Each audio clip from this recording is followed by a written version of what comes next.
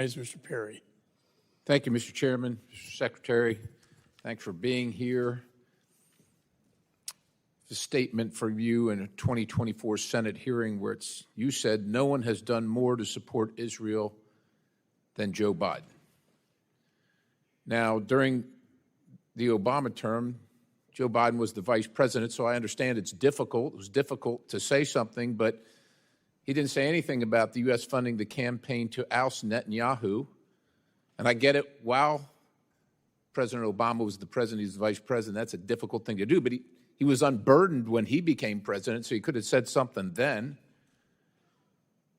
Immediately upon taking office, he redesignated the Houthis from a foreign terrorist organization.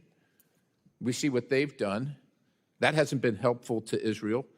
He restored the sanctions waiver.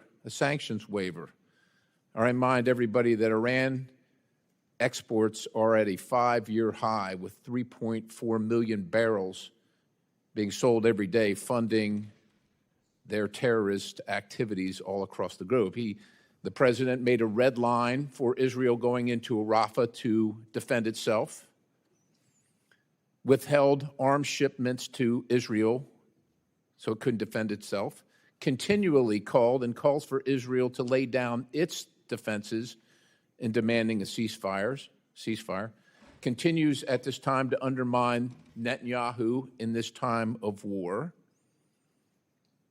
Again, I think I already said about the sanctions waiver, but the president didn't even go to greet the prime minister when he came to the United States. He didn't even send the vice president. Actually used Israel funding to get Ukraine funding, used Israel. Again, oil exports that are a 5-year high, and that money goes directly to support Iran, Israel's mortal enemy, and all their proxies, including the Houthis, Islamic Jihad, Hamas, Hezbollah, you name it. Continues to support United Nations Relief and Works Agency and the activities of those within involved in the terrorist attack on Israel on October 7th. That's just a few things that I quickly found, knowing that you would be here, Mr. Secretary, and you said no one, starting with President Biden, has done more to make sure they have what they need to defend themselves from Hamas, to deal with the threat Hamas poses. And that's also from a 2024 Senate hearing, Mr. Secretary. No one has done more to support Israel than Joe Biden. I'm thanking the good Lord that he's not against Israel, Mr. Secretary.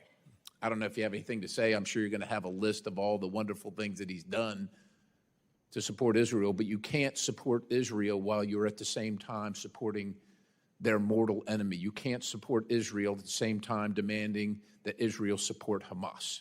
You can't support Israel when you're allowing Iran access to billions of dollars used to fund terrorism, not only in Israel, but around the globe, threatening not only Israel, our greatest ally, but also the United States of America and its interests abroad. So if you want to defend all that, you're welcome to it, Mr. Secretary. Thank you. I'll say simply this. When Israel was attacked on October the 7th, the President of the United States rushed there, the first president to go to Israel during a time of war. When Iran mounted attacks, unprecedented attacks on Israel, not once, but twice, the first time we've seen direct attacks by Iran on Israel, the United States, for the first time ever, actively participated in Israel's defense and rallied other countries to do the same, making sure that those attacks couldn't succeed and enabling Israel to take the strikes that it took to debilitate Iran's air defenses. If you want to go back more years than that, the Memorandum of Understanding, the 10-year Memorandum of Understanding that provides the money for Israel's defense, that was negotiated by President Obama, and Joe Biden was a lead in that effort to get it. And as a result, the equipment, the munitions, the arms that Israel has had, as a result of that agreement, have enabled it to deal with Hezbollah, to deal with Hamas, to deal with Iranian-aligned If I may, sir, in the remaining 10 seconds, if this president weren't on both sides of this war providing Iran all that it has provided, maybe those people in Israel that died on October 7th would still be alive. I yield. That is simply incorrect. And Gentleman yields. Chair recognizes Mr. Keating. Thank you, Mr. Chairman. First, to